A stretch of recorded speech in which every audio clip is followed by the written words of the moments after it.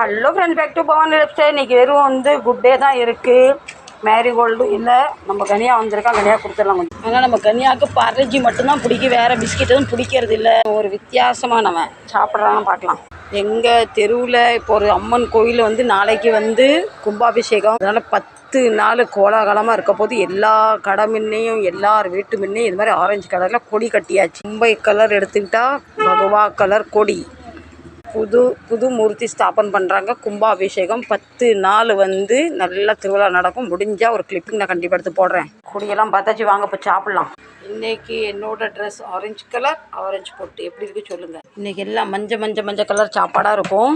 காலையில் சாப்பிட்றதுக்கு அவள் உப்புமா. இவர்களை போகா என்று அழைப்பார்கள். வாங்க சாப்பிடுங்க. சாமிக்கு மத்தியானம் சாப்பிட்ற கில்லா கிச்சடி, பருப்பு சோறு எல்லாம் மத்தியானம். எல்லாம் சப்பாத்தி, மிர்ச், உருளைக்கிழங்கு போட்ட கிரேவி. யாருக்குன்னா இந்த சப்பாத்திக்கு சாப்பிடலாம். நீங்கள் என்ன காலையில்